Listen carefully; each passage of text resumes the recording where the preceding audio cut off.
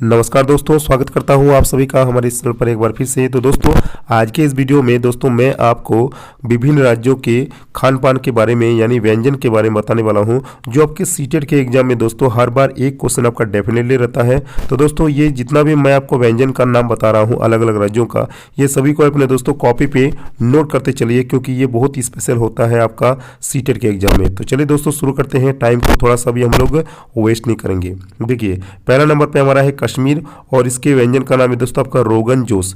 अब ये कश्मीर के बारे में यानी रोगन जोश के बारे में क्या लिखता है, चलिए इसको भी देख लेते हैं।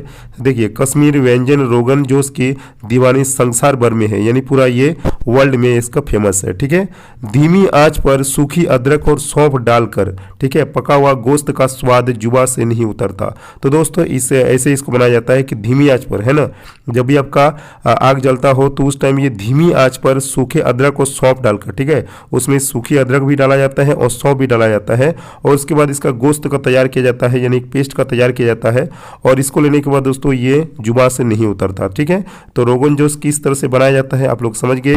चलिए आगे देखते हैं हिमाचल प्रदेश, और इसके व्यंजन का नाम है दोस्तों आपका भे। ठीक है, क्या नाम है, भे।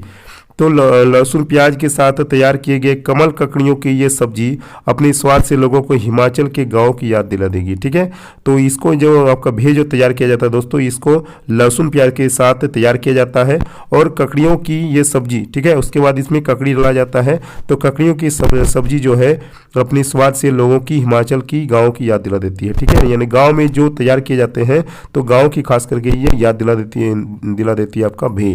ठीक है, तो व्यंजन का नाम आपको याद रखना है भे। ठीक है, चलिए आगे देखते हैं उत्तराखंड। क्या नाम है, उत्तराखंड, और ये है दोस्तों आपका झंखोरे की खीर। ठीक है, तो झंखोरा एक स्थानीय अनाज है, यानी वहीं पर उगाया जाता है, स्थानीय अनाज है, जिसकी खीर गढ़वाल क्षेत्र में मेवे के साथ पकाई जाती है। तो इसका जो है खीर जो होता है दोस्तों मेवे के साथ पकाई जाती है, और ये ज़्यादातर आपका चमोली में प्रसिद्ध है। ठीक है, उत्तराखंड के कोई एक शहर का नाम होगा, जो ये चमोली है, ये चमोली आपका उत्तराखंड के कोई शहर का नाम है, और ये यहीं पर आपका प्रसिद्ध है झंखोरे की खीर। चलिए आगे देखते हैं। आगे है दोस्तों हमारा पंजाब। ठीक है, क्या नाम है, पंजाब, और पंजाब का आपका व्यंजन का नाम है सरसों दा साग मक्के दी रोटी। ठीक है, ये सबको जानते हैं, सरसों दा साग और मक्के की रोटी। तो पंजाब के गांव के इस व्यंजन की तो लोग क्या करते हैं, कसमें खाते हैं। ठीक है, यानी इतना ये व्यंजन फेमस है कि इसका जो व्यंजन का नाम अगर एक बार उठ जाए तो इसका कसम भी खाते हैं वहाँ पर रहने वाले स्थानीय लोग। तो दोस्तों इसका याद रखना, सरसों दा साग मक्के दी रोटी। चलिए आगे देखते हैं हरियाणा। हरियाणा का है हरे छोलिए की सब्जी, यानी हरे छोले की सब्जी जो आपका हरियाणा में फेमस है। तो यहाँ पर बोल रहा है कि हरे चने की ये तरीदार सब्जी, यानी तरी भी साथ रहता है, दोपहर में रोटी और चावल, ठीक है, यानी दोनों के साथ, रोटी और चावल दोनों के साथ खाई जाती है आपका ये हरे छोले की सब्जी। चलिए आगे का देखते हैं हम लोग दोस्तों, दिल्ली चाट। ठीक है, दिल्ली का क्या है दोस्तों फेमस आपका चाट। तो चांदनी चौक की चाट, यानी दिल्ली में जो आपका चांदनी चौक है, तो चांदनी चौक की चाट दिल्ली में बहुत फेमस है, यानी पूरा फेमस है आपका। और सिर्फ चाट ही नहीं, पापड़ी, उसके बाद हो गया दोस्तों भल्ले, राज कचौड़ियाँ, गोलगप्पे, ये भी आपका पाए जाते हैं, दिल्ली में ही पाए जाते हैं, लेकिन चाट जैसा ये फेमस नहीं है। तो स्पेशल जो खाना होता है दोस्तों दिल्ली का चाट ही है। चलिए उसके बाद है उत्तर प्रदेश, और उत्तर प्रदेश में है दोस्तों देखिए बैंगन के कलौजी। ठीक है, बैंगन के कलौंजी।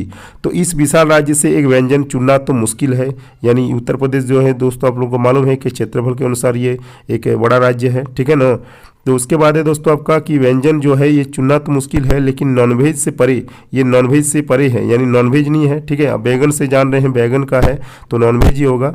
तो इस बैगन की डिश ने सबको अपने स्वाद का दीवाना बना दिया है। मतलब ये बैगन की जो कलौजी होता है ना, इसका स्वाद इतना अच्छा होता है कि सबको ये अपने स्वाद का दीवाना बना दिया है।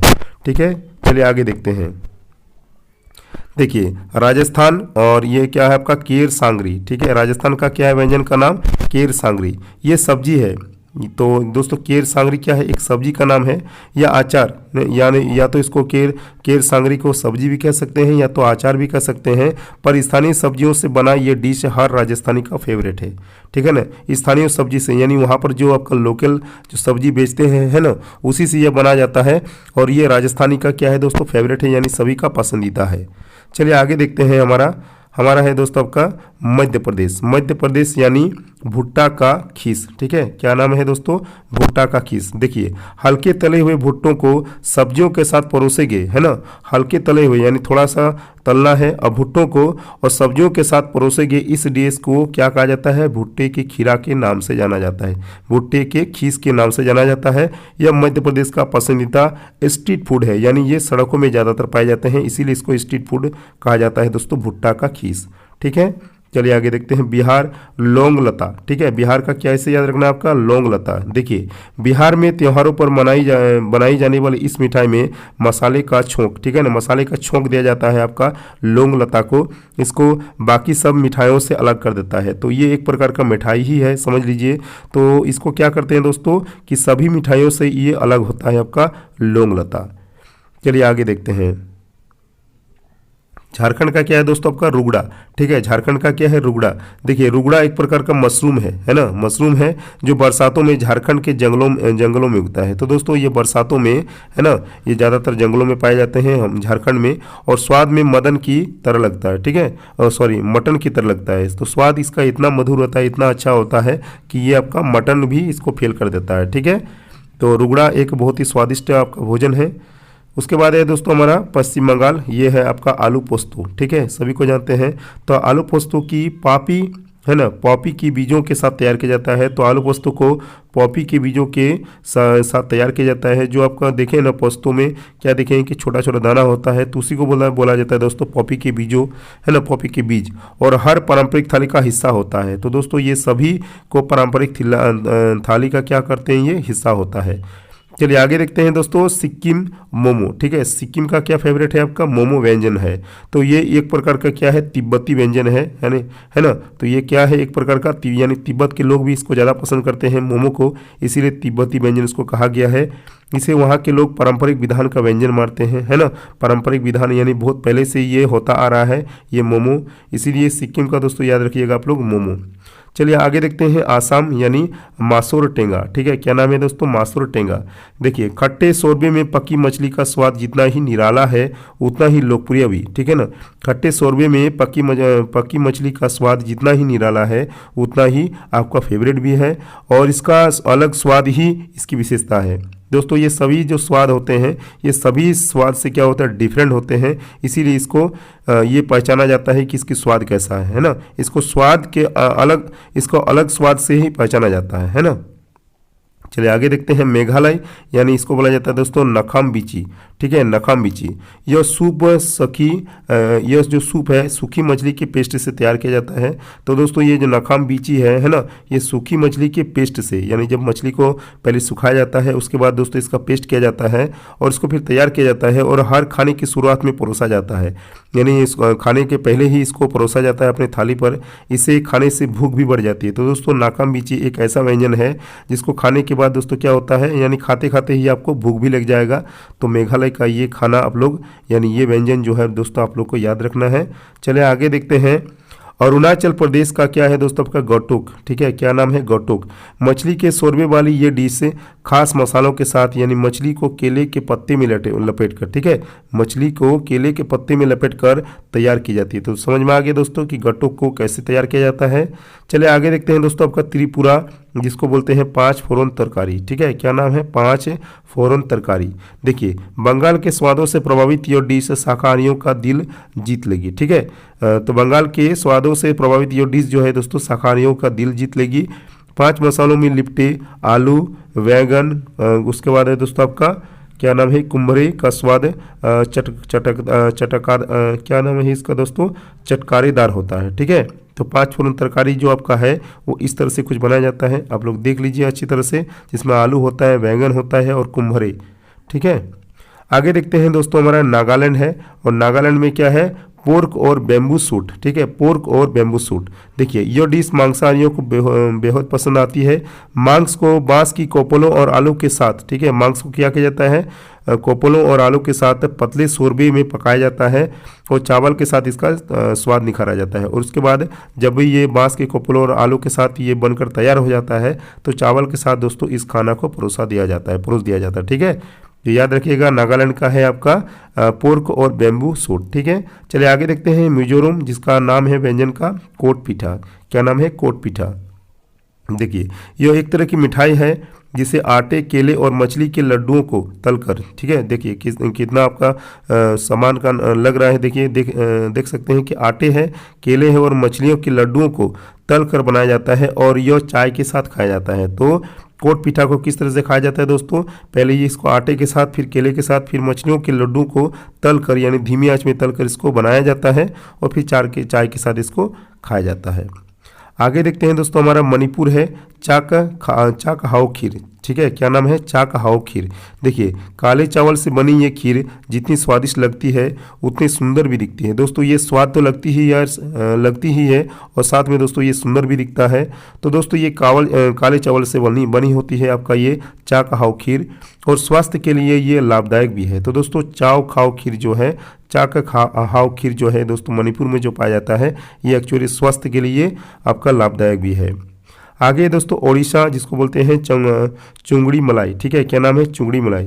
देखिए, झींगा प्रॉन को इस डिश में नारियल के दूध के साथ, है ना, नारियल के दूध के साथ इसको बनाया जाता है। इसके स्वाद में नारियल की मिठास और झींगे का कुरकुरापन होता है ना। इसके स्वाद में दोस्तों क्या होता है? नारियल की मिठास भी होता है, यानी नारियल भी मीठा लगता है, और झींगे का क्या होता है? कुरकुरापन, यानी थोड़ा सा भी अगर टच कर दे झींगे को तो वो टूट जाता है तुरंत, ठीक है।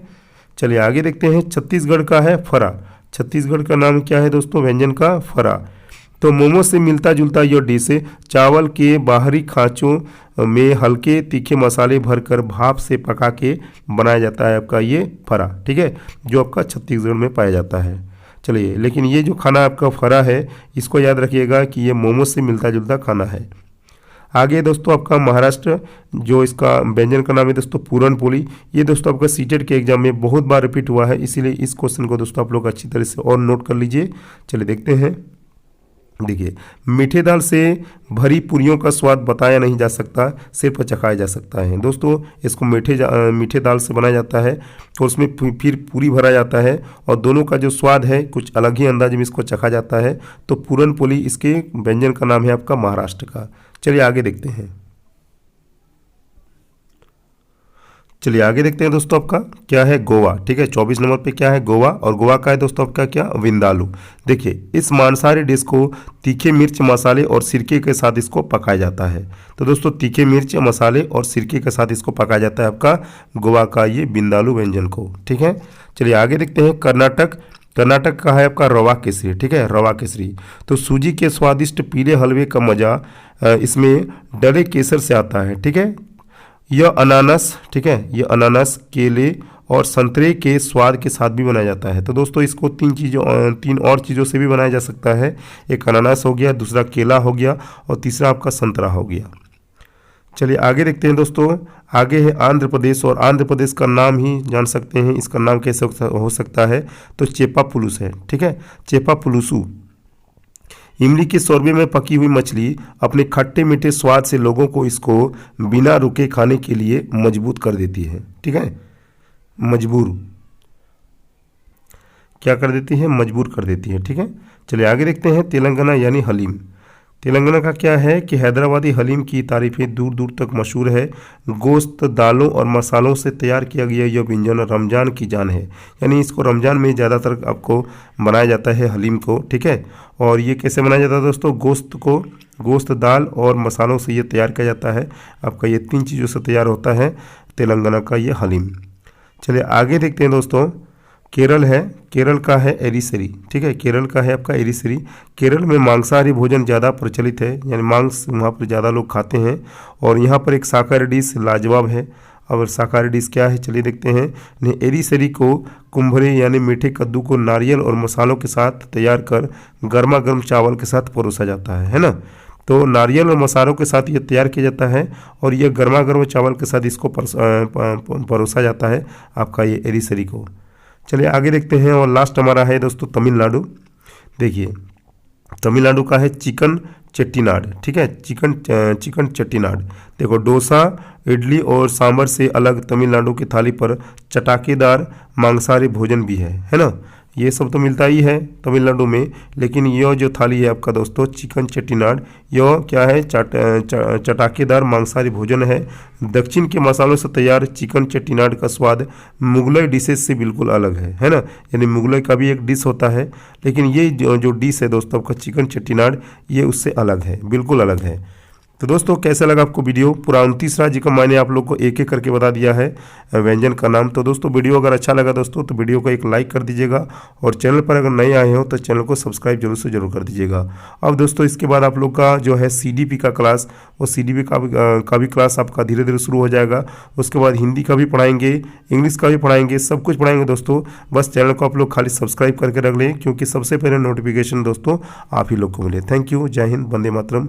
मिलते हैं किसी नेक्स्ट वीडियो में, तब तक के लिए जय हिंद।